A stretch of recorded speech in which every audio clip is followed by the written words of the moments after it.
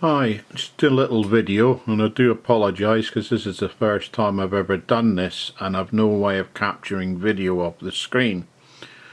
So this is about Photoshop elements. Now many folk probably have got Photoshop elements but don't, or elephants as I call it, but don't realise it. It does come free with a lot of scanners, some cameras, some printers. You actually get Photoshop elements. Anyway, this is a follow-on from Peter's tutorial, and we'll just open it up here. Now, when you first open this up, you've got two options. Either to organize, which if you know where your pictures are, you don't need this. What this does is it catalogues all your pictures, and you can look through all your pictures. They come out as icons, but all we're interested in today is to edit. So you just click on edit and in we go. Now the next thing to do is, previously you probably saw a little bit of video about how I use a diffuser to take pictures of pens and what have you, and this tutorial is basically how to adjust the lighting and everything. So open. Now I've got to go back quite a bit to get into my E drive because I've saved a few bits and bobs in E drive under video because I'm making video. But anyway, this is the first picture I took without the diffuser. You can see this is just a oak this pen's made out of.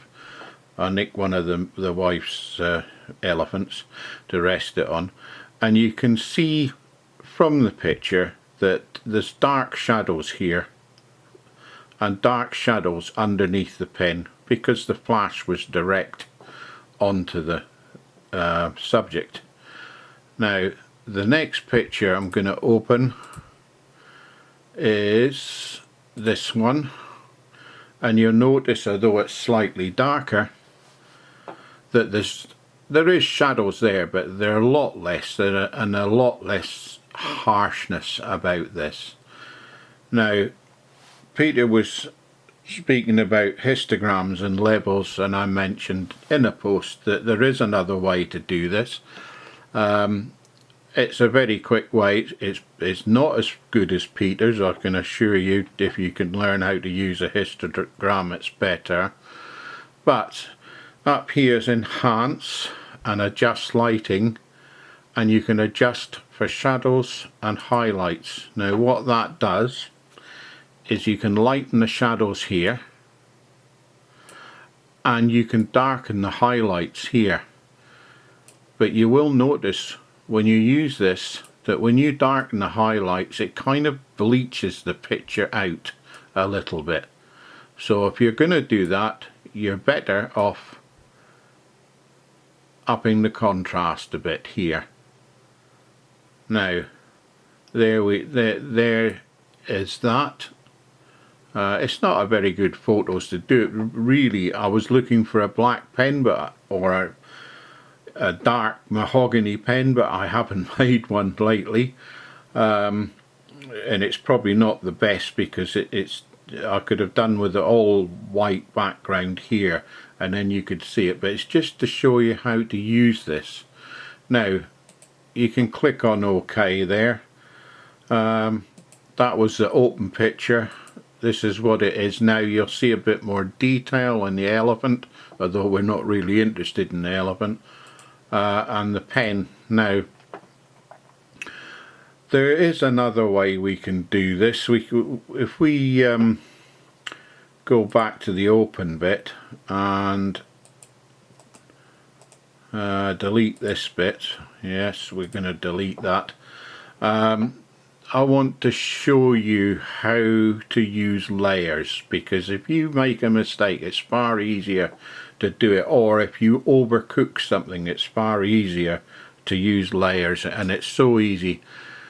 Click layer, duplicate image, background copy. Now here's your new layer. They're exactly the same. That is exactly the same as that. It's just a copy of this one. But what you can now do is go and adjust your lighting and do what you think is necessary. Darken the highlights, give it a little bit more contrast. Okay. Now what you can do with layers, see this little button here?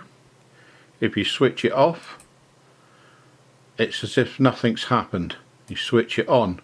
But even better, this little thing that says opacity 100%, if you click this on, you can move this up and down. So, you know, it's quite simply, you can choose the amount of effect you want to put on this. And you can do this with all sorts of adjustments too. So when you've finished, you need to flatten the image. So, well, merge down would do it. I just flatten the image, and you'll see that the two images now go into one. Anyway, I hope this is of help. If you do want other videos on Photoshop elements, let me know. I can show you how to selectively sharpen and all sorts of things if you want to. Okay, bye bye.